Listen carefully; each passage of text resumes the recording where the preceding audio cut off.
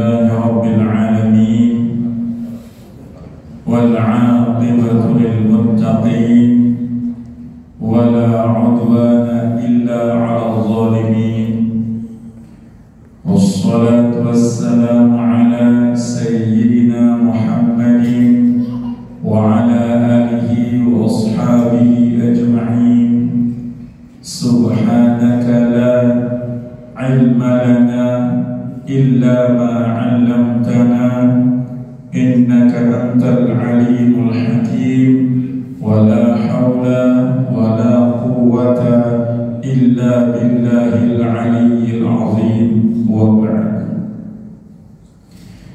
Ibu bapak sematan jaring tiang, ina ama, saudara-saudara kaum muslimin dan muslimat, as-shaimin was-shaimat, jamaah salat subuh rahimakumullah. Alhamdulillah, pelunggu sami berada di jelusa ke-13 Ramadan, masih tetekican sehat walafiat, masih tetekican kehidupan niki dapat kita nikmati. Barokah daripada bulan suci Ramadan, barokah daripada kemuliaan dan keramahan besar Allah, barokah daripada Rasulullah, barokah daripada Al-Quran, dan barokah daripada segenap keluarga bergosanya. Ngiring ta'awali dengan berselawat di Pak Rasulullah sallallahu alaihi wasallam. Salli wa sallim daiman ala Muhammad. Salli wa sallim daiman ala Muhammad wal ali wal ashabi man qad wahada wal ali wal ashabi man qad wahada. Ulang. Salli wa sallim daiman ala Muhammad. Salli wa sallim daiman ala Muhammad. Ibu semuanya. Wal ali wal ashabi man qad wahada wal ali wal ashabi man qad wahada. Ina amatia ingat sidar tua toa, Paju beda jari sabun jero merah. Kuat lunas ampun dosa salah. Ini Tuhan tidak bersifat mesa-mesa. Salli wa sallim daiman ala Muhammad. Salli dua, bapak-bapak. Salli wa sallim daiman ala Muhammad wal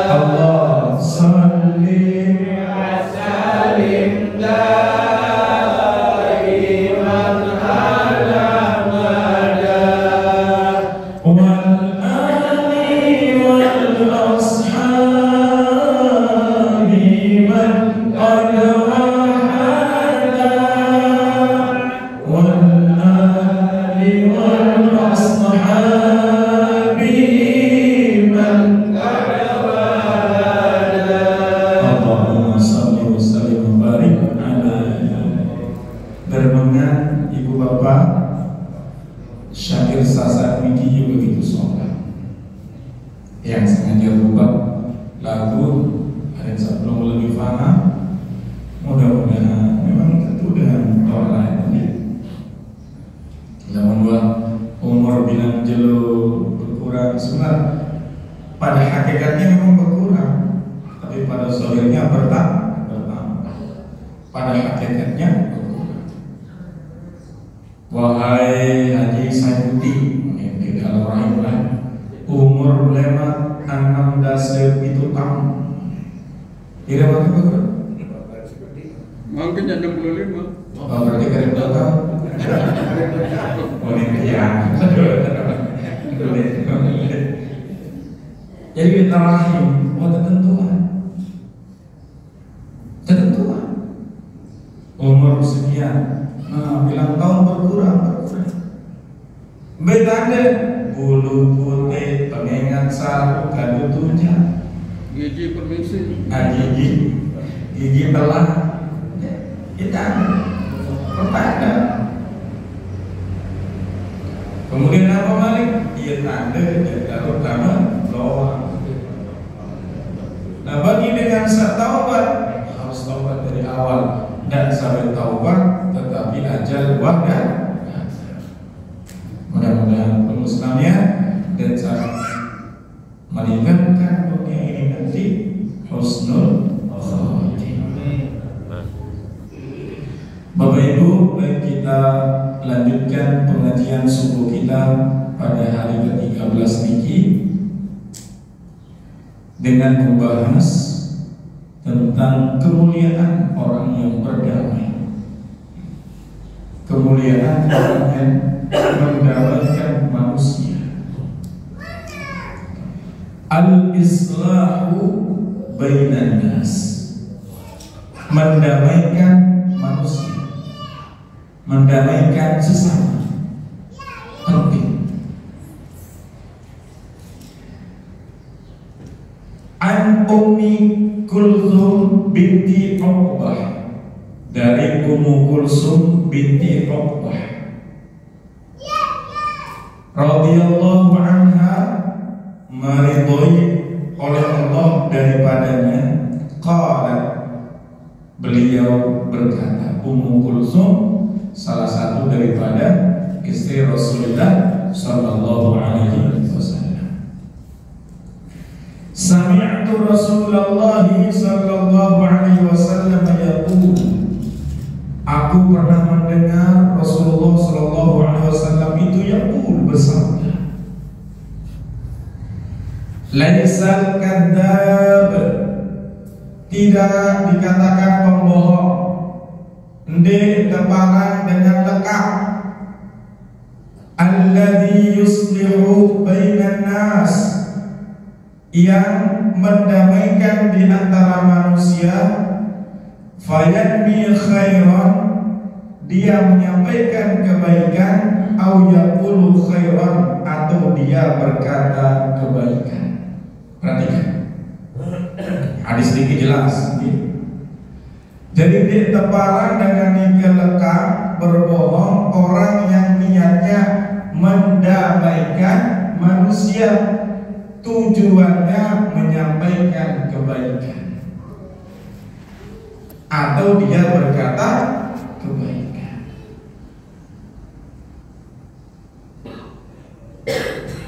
Contoh, tahu tak berbohong ini bahasa Nabi artelu. Di antaranya pertama, untuk menjaga nyawa manusia. Boleh kita berbohong, tapi niatnya untuk menjaga nyawa manusia. Paparan dengan manusia,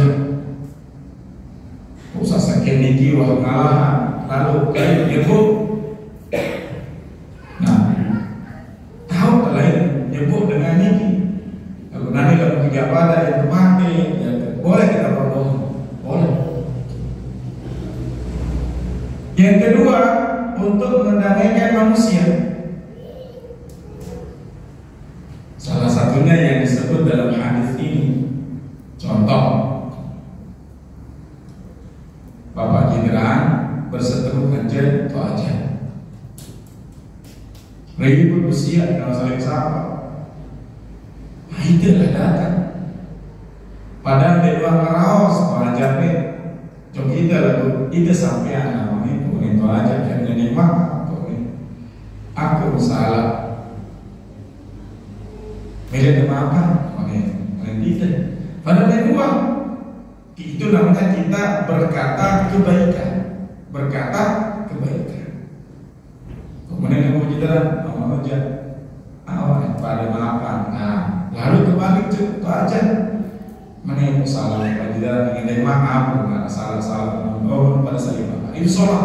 Namanya mendamaikan manusia. Lah bukannya kita manusia itu balik deh. Watak batur ni manusia lainnya jadi kompor. Padahal sedikit masalah. Lah lagu itu tukang anak, masya Allah, sekarang manusia.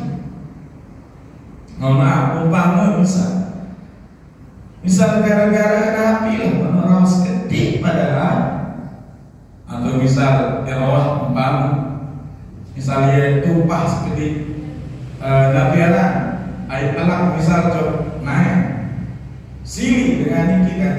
Sebelum dengan itu ada kurang sholat lalu sarang kompor lah iya wajar dia memang dikurang ada dia terus manasa padahal saat tumpahan doang semuanya sini makanya itu hati-hati. Jadi berpesan Sayyidina Ali seorang manusia lalu kesempai rawas sakit jadi 10 lalu kesempai materi atau kepeng 10 jadi sakit. Hati-hati. Padahal mendamaikan manusia itu adalah kemuliaan. Dan tidak dikatakan bohong kata Rasulullah dengan sabarnya mendamaikan manusia. Apakah dia membawa kebaikan atau menyampaikan sebuah kebaikan? Makanya ibu bapak belajar silat. Luwih lalu cara rumus namanya untuk membawa dan berkata kebaikan untuk kebaikan. Contoh, ibu, ia tahu ngajar kantor mahal, selaku mahal, lalu demi kebaikan. Misalnya tahun semakin susah, tapi dia niatkan untuk kebaikan. Nah, bila lo kanut nih, dia membahas lalu belanja, misalnya semangat. Alhamdulillah anak rezeki, tapi yang baru mau diskon, banyak itu. Tapi niatnya untuk kebaikan, untuk menjaga kebaikan, boleh. Tapi bukan berarti setiap kebohongan itu diperbolehkan. Arah dalam kebohongan itu diperbolehkan. Nah, karena itu mudah-mudahan mendamaikan manusia itu adalah bagian dari yang diajukan oleh Rasulullah Sallallahu Alaihi Wasallam. Rasulullah lain pun pernah bukan berbohong, tapi menghibur Siti Aisyah. Kemen Siti Khadijah meninggal, Rasulullah itu sangat bersedih. Beliau bercerita kepada mertuanya Abu Bakar As-Siddiq. Beliau sangat bersedih karena ditinggal oleh seorang Khadijah. Yang kedua, Rasulullah itu sangat bersedih ditinggal Khadijah. Coba bayangkan. Mudah-mudahan ibu mendapatkan naungan Khadijah, perempuan-perempuan umat Rasulullah Sallallahu Alaihi Wasallam. Khadijah ini perempuan paling kaya di kota Mekah. Saudagar, seorang pedagang yang harta bendanya melimpah. Menon menarik kata Rasulullah Sallallahu Alaihi Wasallam, semua dinafkahkan kepada Rasulullah untuk berjihad dan berdakwah di jalan Allah. Sampai nebis ibu bapak, Khadijah setiap hari bersedekah, setiap hari memberi makan orang miskin, setiap hari mengumpulkan anak yatim. Ada orang-orang tersebut mau ikut ke jalan Allah oleh Rasulullah Sallallahu Alaihi Wasallam. Bertahun-tahun Khadijah niki bareng Rasulullah, padahal bilang dulu usahanya lancar, tetapi karena saking ikhlasnya di luar pilih meja nebek Rasulullah, meja sedekah kepada kita, meja milik Rasulullah, silakan ambil. Sampai pada akhirnya Khadijah itu sakit. Saking sakitnya Khadijah ibu bapak, Fatimah putri beliau dengan musuh darah sunggul dan susun Khadijah. Saking wanita raja keluar, saking miskin, tapi tidak pernah satu kalimat keluar dari Khadijah bahwa dia menyesal menikah dengan Muhammad Sallallahu Alaihi Wasallam. Khadijah hanya berkata, aku bahagia mendapatkan ridho Allah dan berada dalam pangkuan.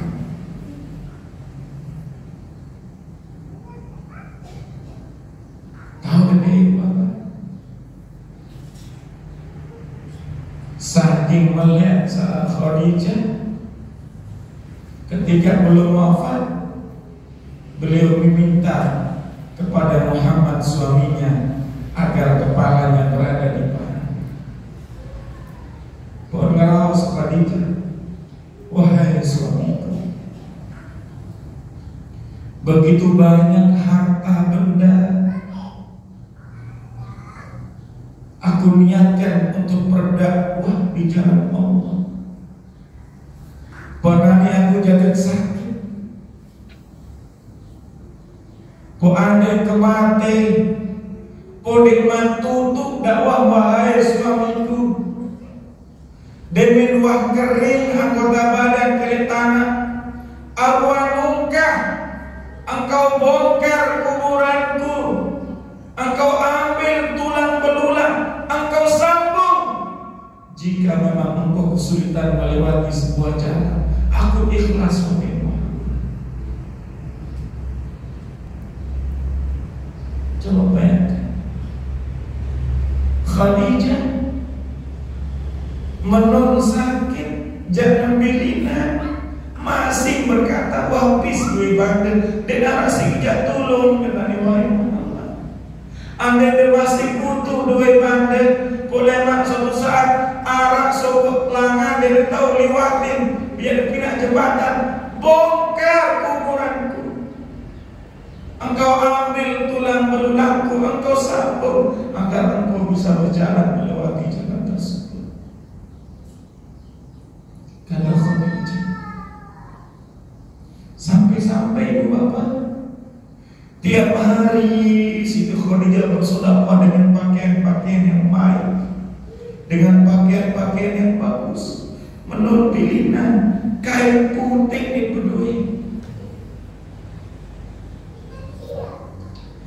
Begitu Khadijah wafat, kain putih dan kain kafan dibedui. Dia pun keturunan kain kafan, sila-sila Allah melalui malaikat Jibril telu kain kafan. Untuk saya kain kafan satu sekali untuk Khadijah, sekali untuk Fatimah, dan satu untuk Sayyidina Ali karramallahu. Saking dinarak beliau, tapi tidak pernah satu kalimat pun dia menyesal menikah dengan Muhammad.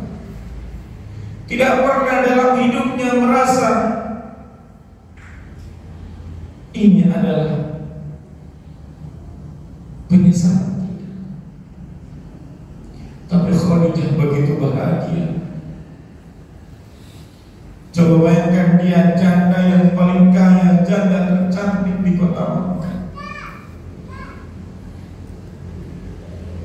Perempuan yang rela kehidupan dinasti, kekuasaan, keturunannya turun untuk menikah dengan Rasulullah. Tapi yang ada dalam benak Khadijah adalah dia beriman kepada Allah karena diajak dan menikah oleh Rasulullah Sallallahu Alaihi Wasallam. Mudah-mudahan ibu selalu sedunia ada sama bayi naungan dari Siti Khadijah, seorang perempuan yang rela berkorban untuk dakwah di jalan Allah Subhanahu wa Ta'ala. Sama nenek mau jangan berkorban pada Khadijah, paling tidak mampu kita menjaga iman kita bersama orang yang kita cintai agar kelak menuntut meninggalkan dunia ini mudah-mudahan tebar-baran husnul khatimah. Amin ya rabbal. Itu Khadijah. Kata Nabi, laisa al-kadza alladhi yuslihu bainan nas fayanti khairan aw yaqulu khairan.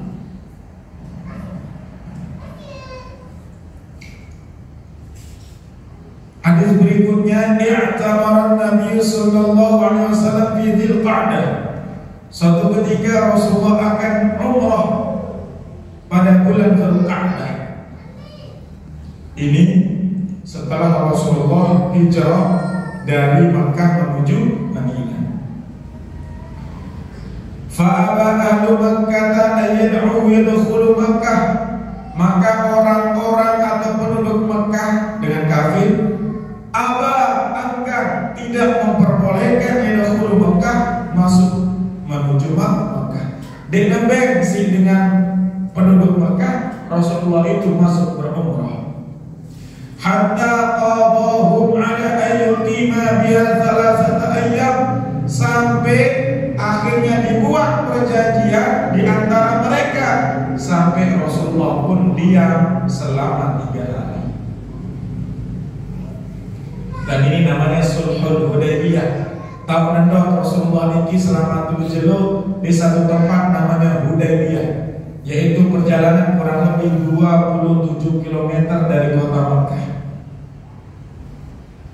Tahun baik miqat ini. Falamma katabu al-kitaba, ketika mereka menulis perjanjian, katabu hadza ma qada alaihi Muhammad Rasulullah sallallahu alaihi wasallam.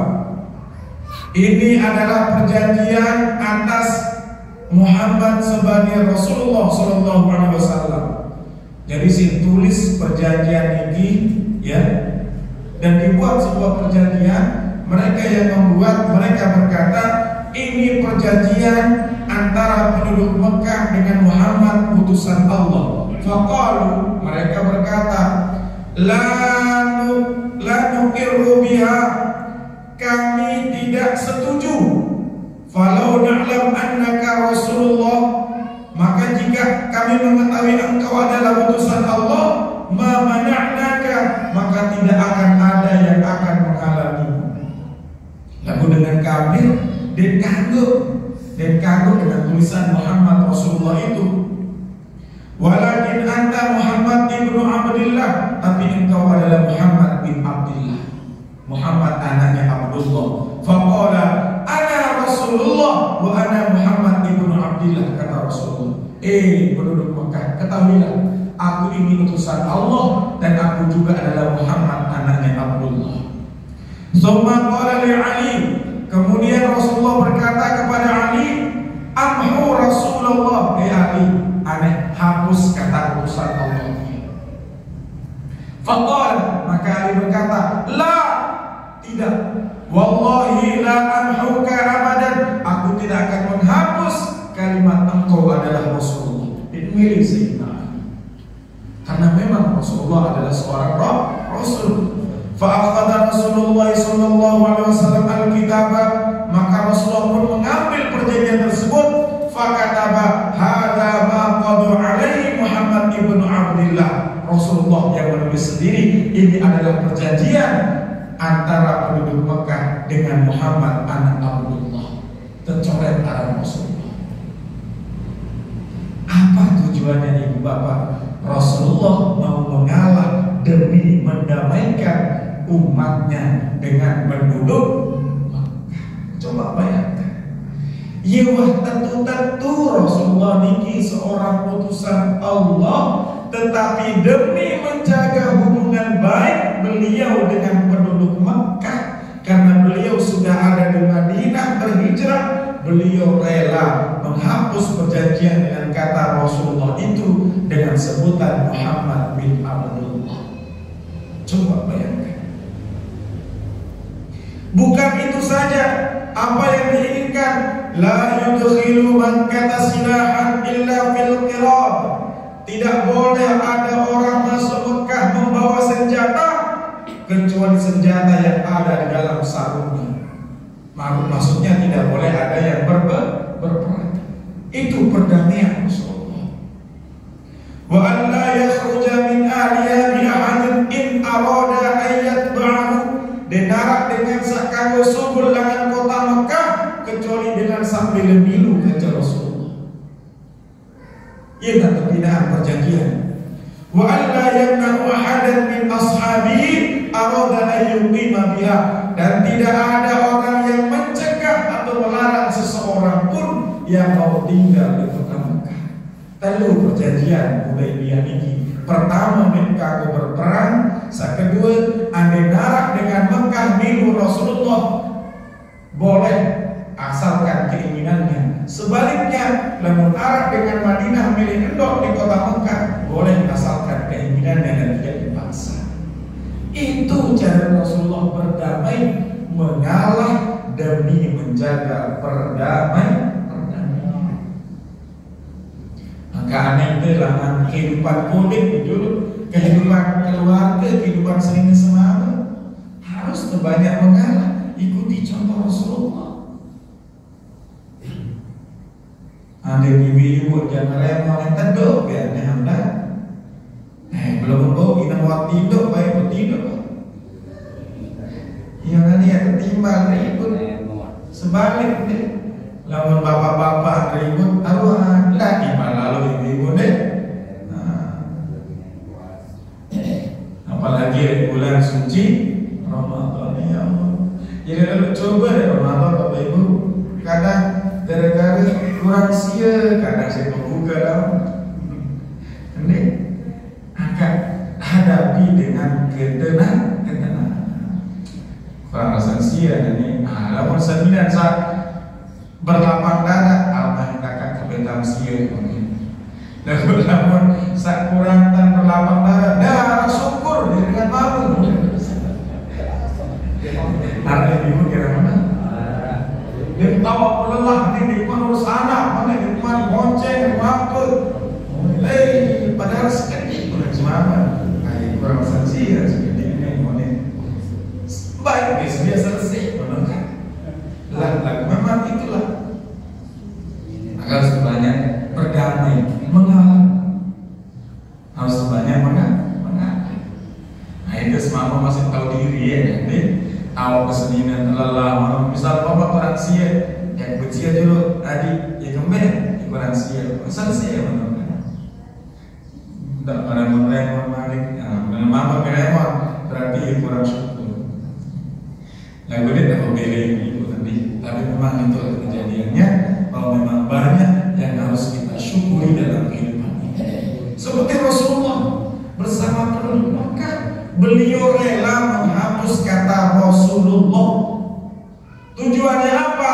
Ada yang saat mau berdamai, ada yang saat terima, mengalah untuk menang.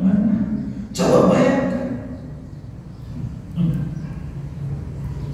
Andai sumpah lain Rasulullah dia mengalah, mungkin perang. Tetapi ketahuilah, karena Rasulullah SAW mengalah dalam perdamaian tersebut, Rasulullah mampu menaklukkan kota Mekah. Yang kedua, dengan kafir berkhianat terhadap perjanjian tersebut. diganggu jauh senjata, lalu dengan kafir malah membunuh orang Islam. Kamu dengan suku lawan kota Mekah asal keinginannya, lalu sing larang si dengan kafir. Lalu dengan Madinah, jatah macam Mekah, diganggu suku lawan Mekah mana? Sing licik perjanjian orang-orang kafir. Tetapi berkat itulah akhirnya Rasulullah dengan para sahabat mampu masuk ke kota Mekah, bahkan mampu menaklukkan kota Mekah menjadi kota yang beriman dan dibawa kembali dalam kepemimpinan Rasulullah Sallallahu Alaihi Wasallam. Coba ya, karena mengalahnya Rasulullah. Yang turun ayat Al-Quran, "Idza jaa nasrullahi wal fath."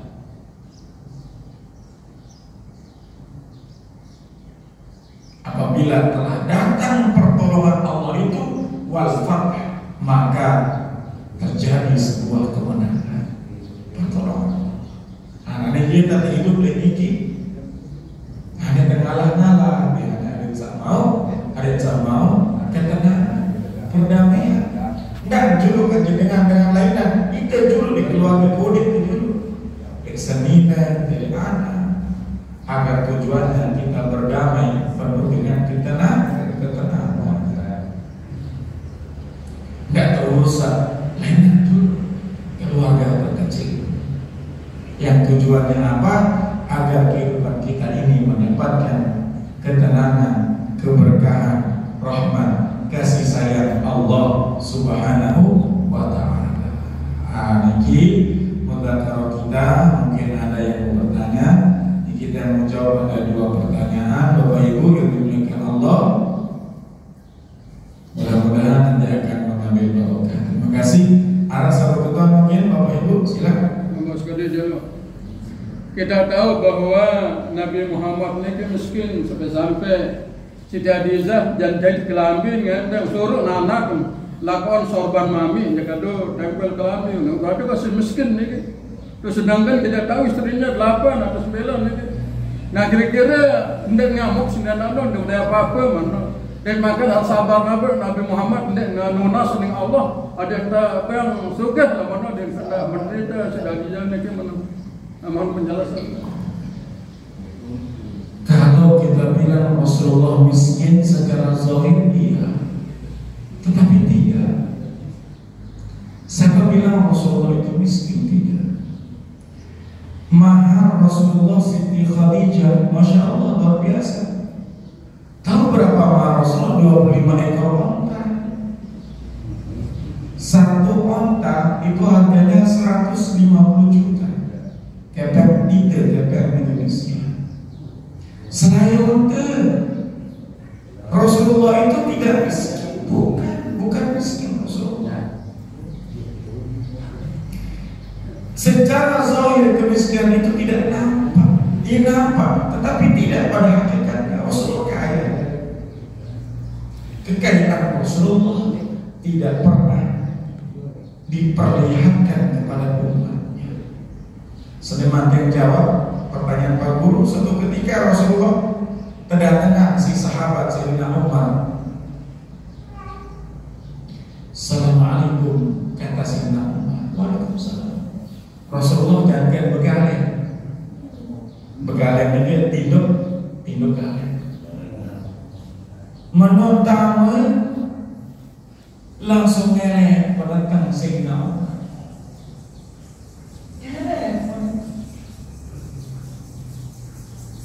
Ia kembali apa? Sing serminan Rasulullah, ia begaleng, elit timpah, pelepah daun kurma sewarobek.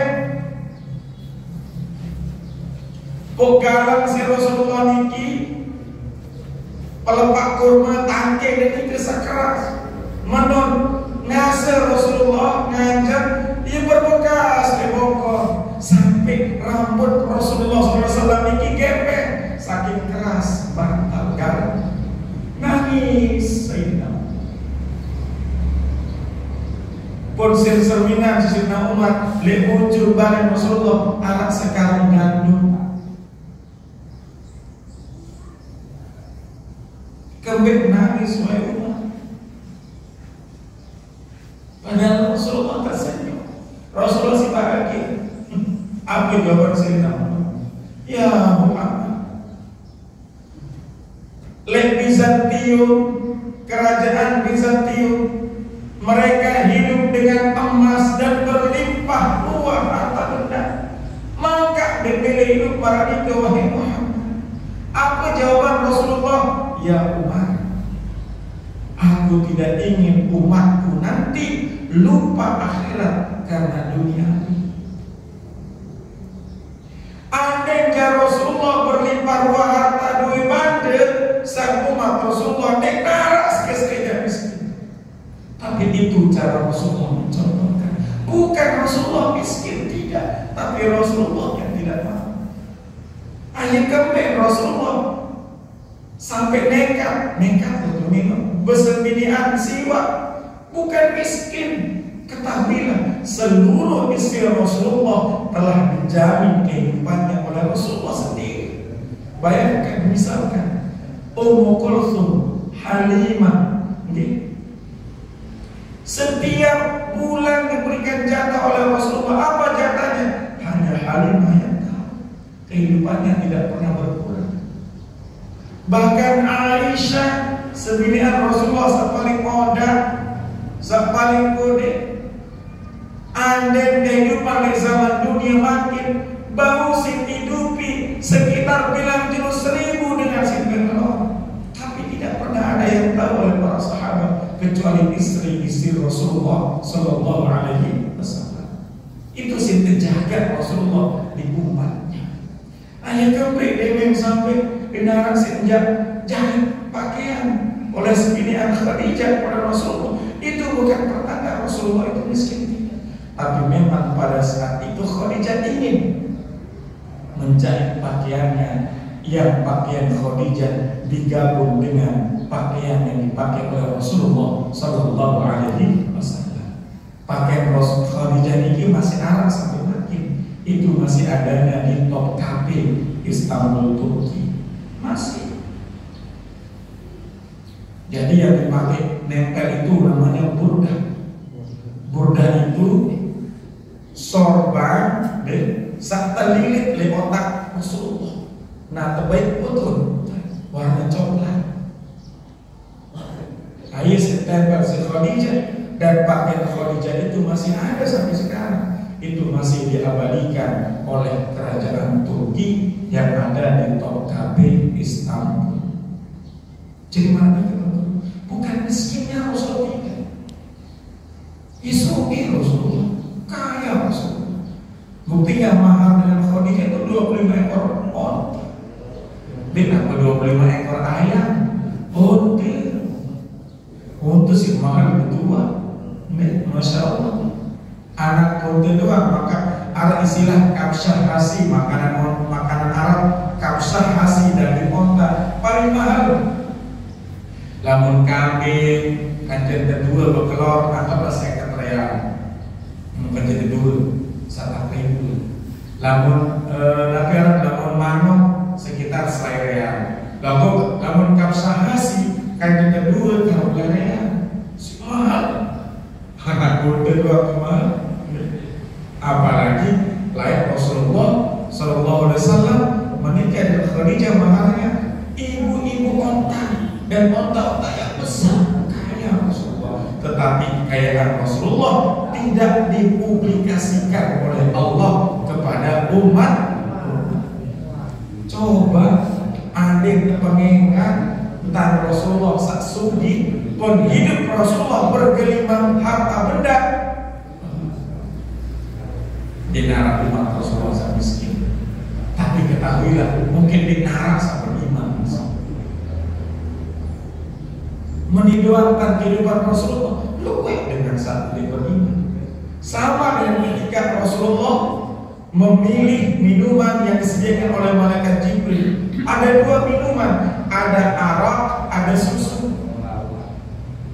Muhammad, ini arak 2 minuman. Beda-beda inam bahasa malaikat Jibril. Sing baik Rasulullah susu. Seminam, alhamdulillah aku telah memilih yang baik bagimu dan umat. Susu doang sing pilih si Rasulullah luwe umat sak minum arak mabuk-mabukan, apalagi jika Rasulullah lain pilih. Na'udzubillah. Ia terbuktian mana umat Rasulullah yang merindukan beliau. Maka ia pun membahas Rasulullah, aku kangen dengan semanton, saya semanton dengan sadar nuah hidup di zaman kaku. Di nuah ingat aku, lalu ia beriman di apa saja di atas dunia. Ya perlu biasa. Terlarang minum minuman keras di negara ini. Masya Allah. Rasulullah bukan miskin, tetapi Rasulullah ini hidup secara sederhana agar umatnya kelak tidak bergelimang dengan kemewahan yang membuat dia lupa kepada Allah dan lupa kepada Rasul. Ini betul ini. Alasannya baik. Yang mau jawab ada pertanyaan ini bagus pertanyaannya. Assalamualaikum warahmatullahi wabarakatuh. Waalaikumsalam warahmatullahi wabarakatuh. Pak Ustadz yang mau bertanya, yang pernah mendengar penceramah di TV yang mengatakan bahwa semua agama itu benar, apakah itu memang sesuai dengan ajaran kita? Menurut saya bahwa tidak semua agama itu benar. Kalau memang agama itu benar, kenapa ada Islam, ada yang agama lain sebagainya? Mohon dijelaskan. Jadi jawabannya memang yang tegas, tidak sama agama, tidak sama. Tetapi kebenaran masing-masing agama, iya. Contoh, itu agama Islam, kita yakin agama kita adalah benar. Nah, bagi orang yang memeluk Kristen, Hindu, Buddha, bagi mereka benar, bukan bagi kita. Itu perhatikan. Makanya tegas dalam Al-Quran, lakum dinukum, bagimu agamamu, bagiku agamamu. Lamun dikatakan semua agama benar, itu Islam tidak boleh mengakui, tidak boleh. Kalau memang begitu, buat apa kita agama Islam? Contoh misalnya, namun terkatakan agama benar, jeluk apa bilang jeluk tentang Kristen baik, itu benar sembahyang. Soal agama paling luwih kegiatan ritualnya adalah Islam. Coba sembahyang 5 kali sejeluk nyoba. Kristen seminggu sekali, 2 minggu doang. Kalau kita katakan agama itu semua benar, salah. Maksudnya agama itu benar sesuai dengan pemeluk dan kepercayaan masing-masing. Lalu kita Islam, ketika kita katakan Kristen benar, Hindu tidak boleh. Fasik kita atau murtad bahkan ayat Al-Quran yang turun terakhir ketika Rasulullah melaksanakan haji wada, seleman Rasulullah berfirman, Nabi, al-yawma akmaltu lakum dinakum wa atmamtu alaikum ni'mati wa raditu lakumul Islam. Hari ini aku telah sempurnakan agama wahai Muhammad dan aku jadikan bahwa Islam itu agama yang paling tinggi di hadapan Allah. Jelas ayatnya, jelas dalilnya. Itu kandung. Jadi lamun Arab mungkin apakah ini penceramahnya salah atau saat mendengar salah. Jadi mungkin maksudnya penceramah bahwa agama itu benar sesuai dengan pemeluk dan kepercayaannya. Nah, lamun kita agama Islam, Islam kita yang benar. Jangan kita akui agama lain itu benar. Apalagi kita mengimaninya. Na'udzubillah, kita termasuk golongan orang murtad. Ini kagum, tidak boleh. Perhatikan Bapak Ibu, tidak boleh. Harus diyakin lakum dinukum. Ya. Oleh karena itu al-Islam ya'lu wa la yubla alaih, kata Rasulullah. Islam itu tinggi dan tidak ada agama yang lebih tinggi daripada agama Islam. Dan ini terkandung keraguan-keraguan, bikin lari kepada rukun iman, percaya kepada Allah, percaya kepada Rasul, malaikat, qadar Allah, takdir Allah pada hari kiamat, wajib dan kanggo keraguan sedikit pun. Kalau itu kita ragu-ragukan, nauzubillah, jangan termasuk kita golongan orang yang murtad, ya.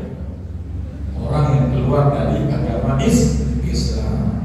Paham ya?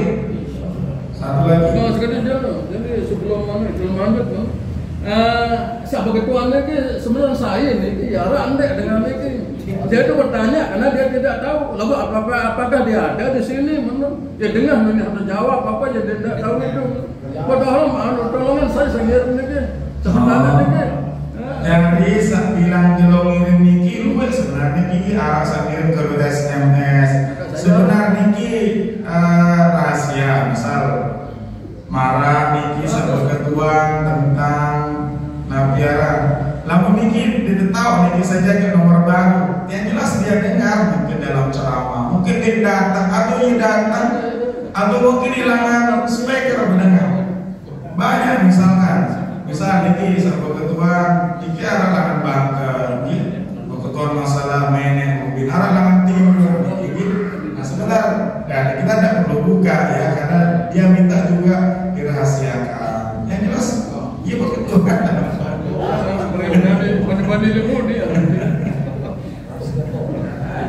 Ya, tidak apa-apa, bagus. Bagus misalnya para Niki, dia dengar di TV dia cerita bahwa dia mendengar penceramah agama itu benar. Bukankah dalam agama Islam itu harus kita mendengar Islam itu benar? Apa penjelasannya? Ya bisa jadi mungkin mendengar Niki salah mendengar, atau mungkin penceramahnya salah penyampaian. Jelas dia bertegas bahwa agama itu tidak semuanya benar. Kita harus yakin terhadap agama kita. Kita Muslim, kita orang Islam harus beragama